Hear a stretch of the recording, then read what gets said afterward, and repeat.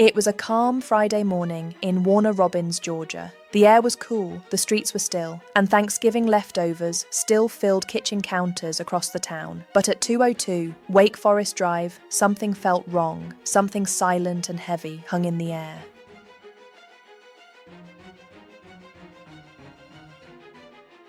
It was November 24th, 2023, the day after Thanksgiving, when a voice called 911. The voice was calm, too calm. The caller said his name was Brian McManus. He was 57 years old, and he sounded almost polite as he spoke. He said, "I just came back from walking the dog. I found my wife dead. It looks like she shot herself." The operator listened as he spoke without a single shake in his tone. No panic, no tears, no shock. Only a man describing a tragedy as if reading from a page. Within minutes, patrol cars rolled down Wake Forest Drive.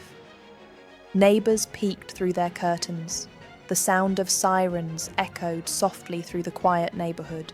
When officers stepped into the small brick home, they expected to find a gun. They expected to find a suicide, but what they found stopped them. Cold, Lucille Ann McManus lay across her bed, her body broken and blood covering the walls. There was no gun, no bullet casings, and no sign of any gunshot wound. Instead, there were deep gashes and bruises. She had been beaten not once, not twice, but over and over. The violence was personal, it was rage, and the man who had just called 911 stood outside the home, his hands in his pockets, his dog sitting quietly beside him. Officers looked at him. They waited for tears or confusion or pain, but Brian only asked one question: "Am I a suspect?" Detective Carmen Thompson looked at him closely. The calmness, the stillness, the complete lack of emotion. It felt wrong, deeply wrong. When they asked him again to describe what happened, his answers never changed. He said he left the house around 9, walked the dog, and came home to find her dead. His voice didn't shake. His eyes didn't blink too long. It was like he had rehearsed it all, inside the house. The walls spoke louder than Brian ever could. There was no sign of suicide, only a brutal scene of rage and hatred. By noon, the officers knew they were not looking at a tragedy. They were standing in the middle of a murder. Lucille Ann was gone, and the man who reported her death was already wrapped in suspicion. Outside the home, the yellow tape fluttered softly in the cold wind. What looked like a peaceful Georgia morning had turned into the beginning of one of the most cold-blooded murder investigations in the town's history. The story of Miss Ann was just beginning, and so was the darkness. Miss Ann's life and kind heart. Before the tragedy. Before the headlines, there was Miss Ann. Everyone in Warner Robbins knew her name, not because she was famous, but because she was kind. Lucille Ann McManus was 61 years old, a retired school teacher who still carried the warmth of the classroom in her heart. Her students used to say she never forgot a name and never let anyone feel unseen. She taught them more than books, she taught them kindness. She lived in the same brick house for years, a quiet home filled with plants and sunlight. Every morning she watered her flowers and waved at her neighbours. Every afternoon she would walk her little dog Sadie down the block. People said she was the kind of person who remembered your birthday, the kind who checked on the old man next door when it rained too hard. She had a gentle smile that could calm the loudest soul. But kindness can sometimes hide pain, and behind that gentle smile, Miss Ann carried more sadness than anyone knew. Her marriage to Brian had never been perfect. They had been together for years. From the outside, they looked like any ordinary couple, but inside the walls of that house, the story was different. Friends noticed that Anne had changed. She laughed less, she stayed home more, and sometimes her eyes looked tired, like she was living in silence. One friend said she once saw bruises on Anne's arm. When asked what happened, Anne just smiled and said she slipped on the porch. No one pushed her, no one called the police, because Anne always said she was fine. She believed people could change. She believed love was supposed to be patient, even when it hurt, so she stayed. Brian, on the other hand, had grown bitter with time. He was once a friendly man, but lately he was distant, angry at small things. He stopped talking to neighbours, stopped smiling, stopped caring. At the grocery store, he would walk ahead while Anne followed behind quietly. Sometimes people whispered. They wondered what happened to the couple that used to hold hands every Sunday morning. Anne never said a word. She carried her sadness the same way she carried her faith. Quietly, her church friends said she still prayed every night. She prayed for strength, for patience, and for Brian, because that was who she was. A woman who believed in fixing things, not running away from them. But no one knew that her prayers would end in silence, that the same man she prayed for would one day take everything from her. Her life was gentle, her soul was pure, and yet she became the victim of the one person she trusted the most. The story of Miss Anne was no longer about love or faith. It was about the darkness that grows quietly behind closed doors. The night before Thanksgiving, signs of trouble.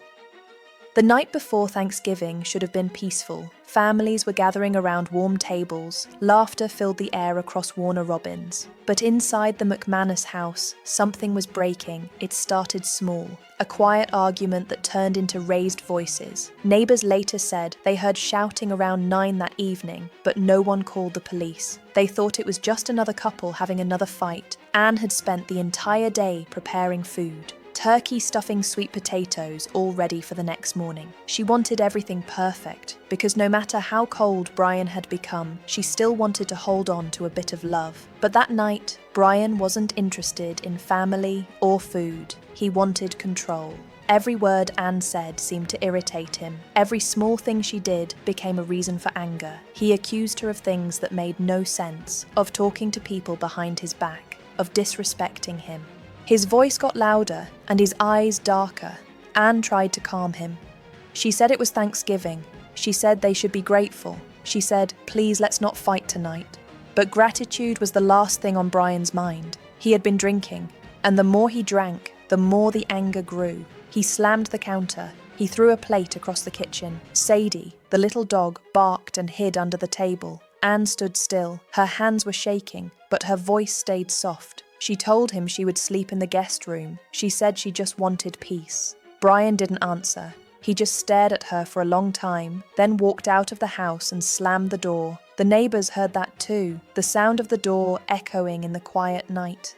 Anne sat on her bed and looked around the house, the food she cooked, the table she decorated, the memories that were supposed to be happy. All of it now felt empty.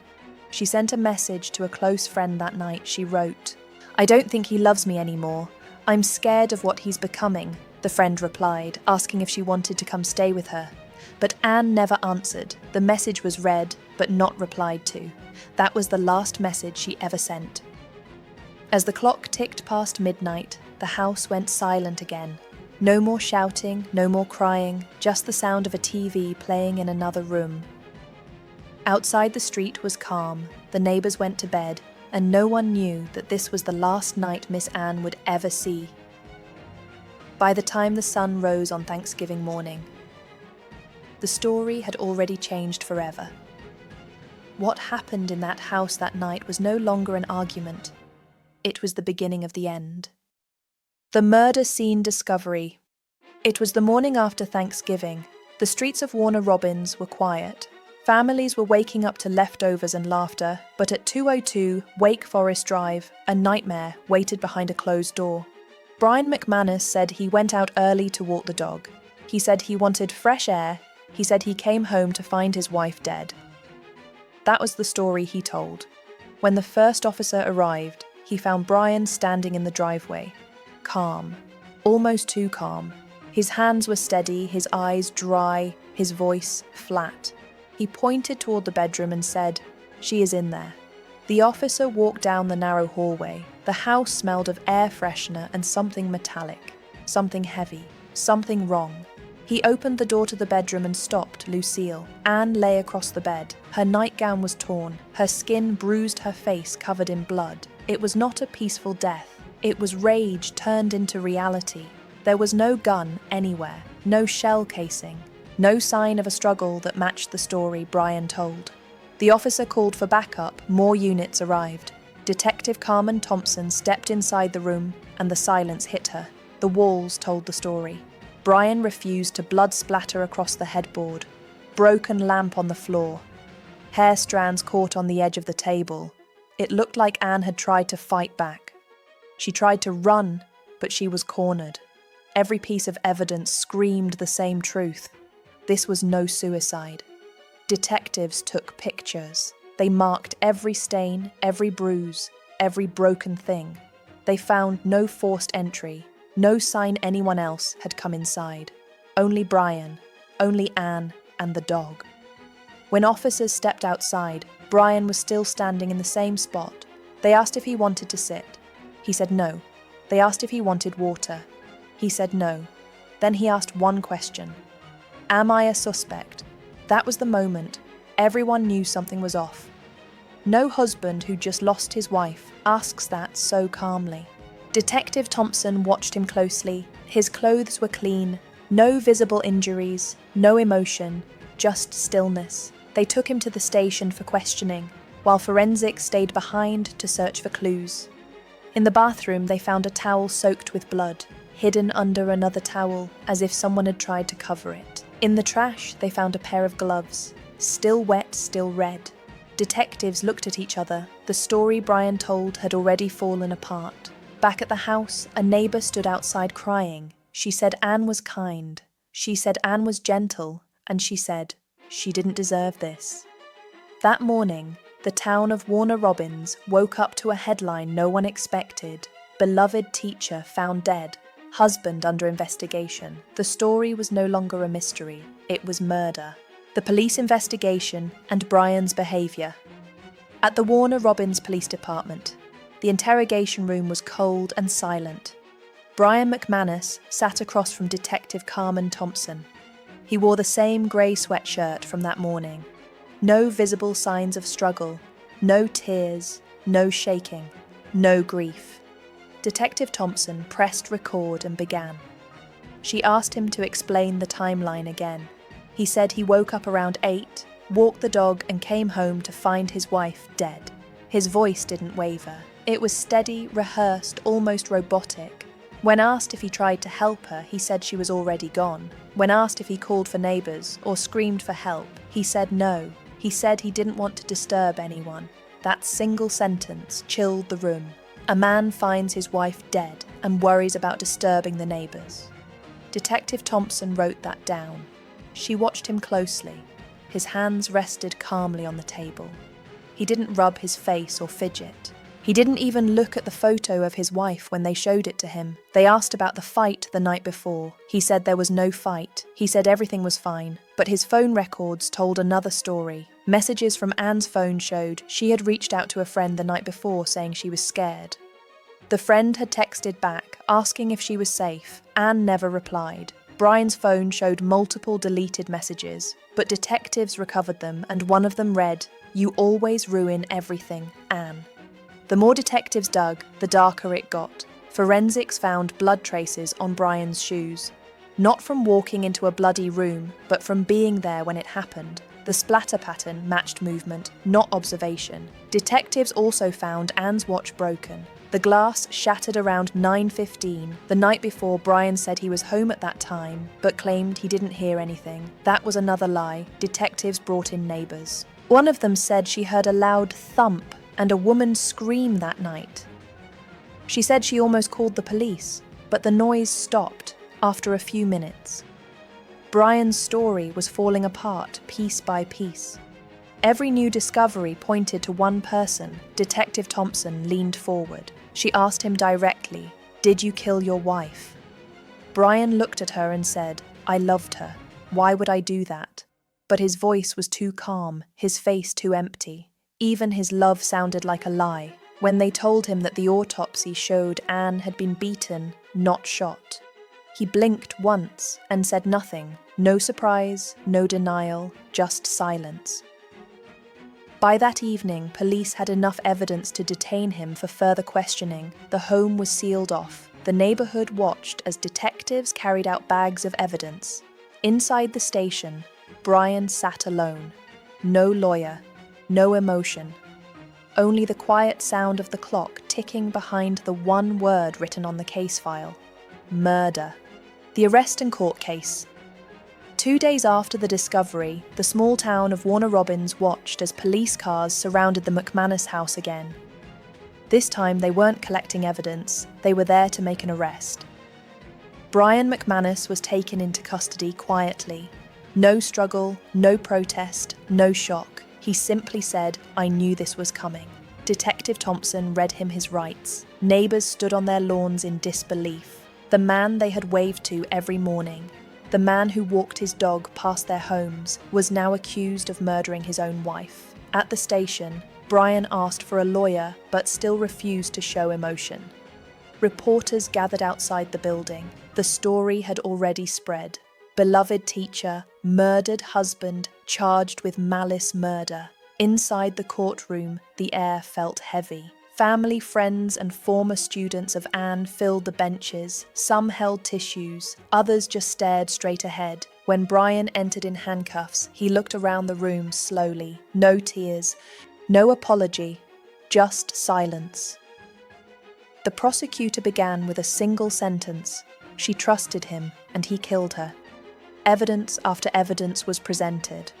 The blood found on his shoes, the hidden towel, the deleted messages, the bruises that matched the shape of his own hands. Every detail told the same story. This wasn't an accident. This wasn't a moment of rage. This was a choice. The defense tried to claim he found her already hurt, that maybe someone else had broken in, but there was no forced entry. No fingerprints, no footprints, no strangers, only him. When the photos of Anne's injuries were shown, the courtroom went silent. Even the judge paused for a moment before continuing. The brutality was hard to look at. Detective Thompson testified next.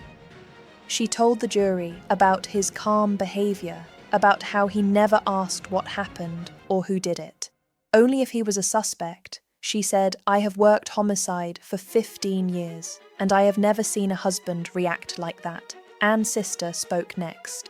Her voice trembled as she said, "She was gentle, she was kind, and she did not deserve to die like that."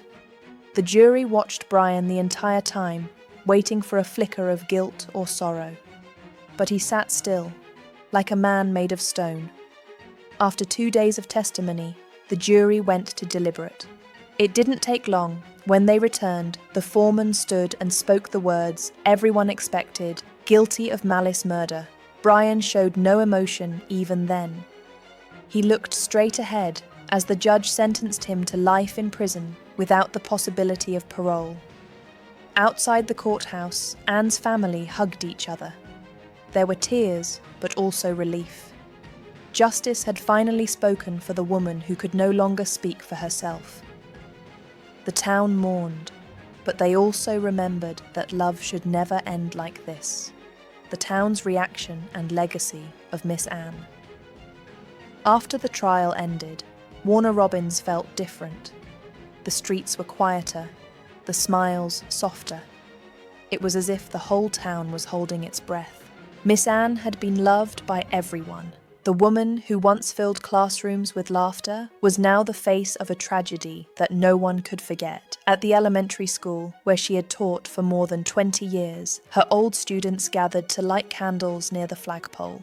Some of them were adults now, parents themselves. They shared stories about the teacher who believed in them when no one else did. One student said, "She was the reason I went to college." Another whispered, "She taught me kindness even when life was cruel." The school placed her picture in the hallway, a simple frame with the words, "Forever in our hearts." Church members held a vigil the following Sunday, the same church where Anne used to sit in the front row every week.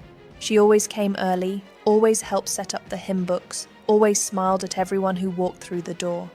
That Sunday the church was full, but the seat where she once sat was empty. Covered in white flowers and a single candle burning quietly, Pastor Reynolds spoke softly. He said, "Some people live short lives, but leave long shadows."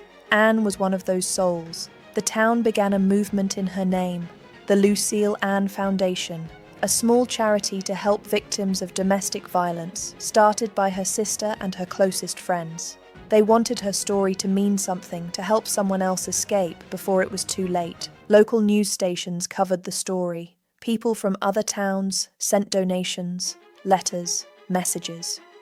Strangers who had never met her said they were moved by her courage and her kindness. But for those who knew her, the loss felt personal. They missed her voice, her laugh, her quiet way of making everything feel okay. Neighbours still looked at the small brick house at 202 Wake Forest Drive, now empty behind police tape and locked doors. The flowers outside had wilted, the curtains still drawn.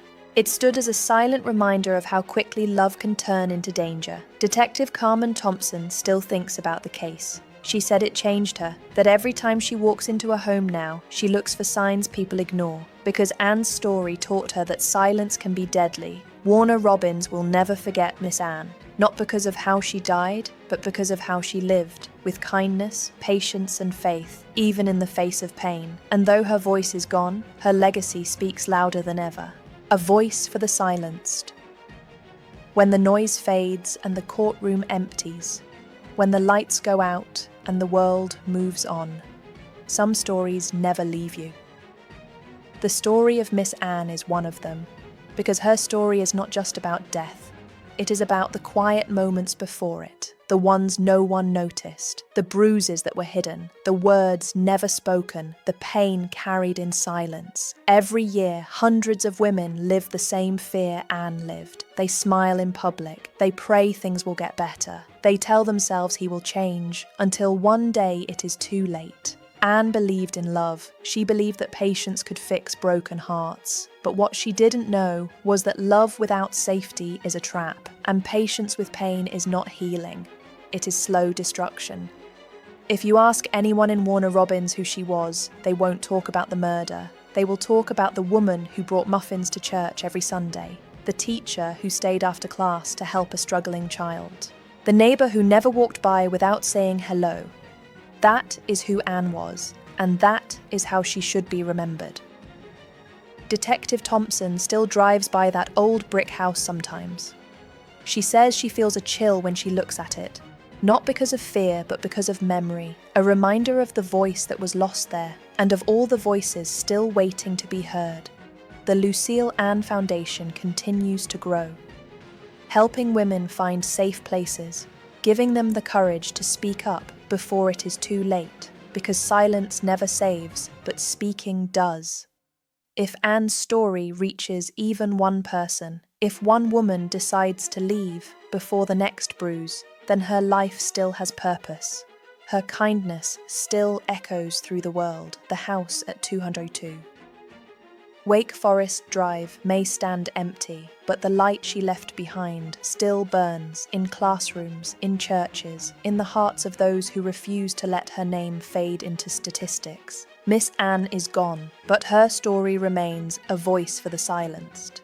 A reminder that love should never hurt, that kindness deserves safety, and that behind every quiet smile, there may be a cry for help waiting to be heard. So tonight, as we close this story, remember her not for the darkness that ended her life, but for the light that filled it, for the love she gave freely, and for the strength she left behind, because Miss Anne's story will never truly end. It will live on in every voice that refuses to stay silent again.